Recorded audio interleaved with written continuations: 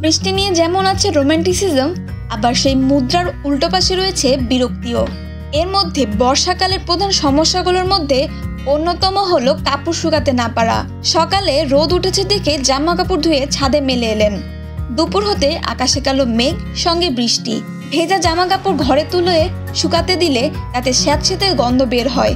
চলুন জেনে নেওয়া যাক বর্ষায় সহজে জামা কাপড় শুকানোর টিপস। জামা কাপড় শুকাতে দেওয়ার আগে ভালো করে নিংড়ে নিতে হবে।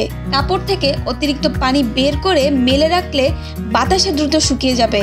ভেজা জামার একটির পর আরেকটি মেলা যাবে না। অনেকেই জায়গার অভাবে এমনটি করে থাকেন। প্রতিটি জামা আলাদা আলাদা করে ছড়িয়ে মেললে তা খুব দ্রুত শুকাবে। ভেজা জামা কাপড় দ্রুত শুকানোর আরেকটি পদ্ধতি হলো হেয়ার ড্রায়ারের ব্যবহার। হেয়ার ড্রায়ারের ওয়ার্ম মোড চালু করে ভেজা পোশাক থেকে অন্তত 6 থেকে 7 ইঞ্চি দূরে রাখলে কাপড় থেকে বাড়তি পানি তাড়াতাড়ি শুষে নেবে।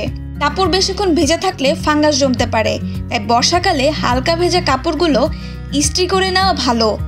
এতে করে জামা তাড়াতাড়ি শুকাবে আর কোঁচকানো ভাবটাও চলে যাবে। যেখানে জামা কাপড় শুকাতে দিবেন সেখানে ফ্যান চালিয়ে রাখলে বাতাসে তাড়াতাড়ি শুকাবে। বর্ষার মৌসুমে ভারী জামা কাপড় কম ব্যবহার করে হালকা পাতলা পোশাক বা সুতি পোশাক পরিধান করাই শ্রেয়। কেননা মোটা বা বেশি ঘেরের জামা কাপড় শুকাতে সমস্যা হয় বেশি। জামা কাপড় ধোয়ার সময় ক্লথ সেফনার ব্যবহার করা ভালো। এতে ভেজা গন্ধ কেটে গিয়ে মৃদু একটা ফ্রেশ গন্ধ বের হবে।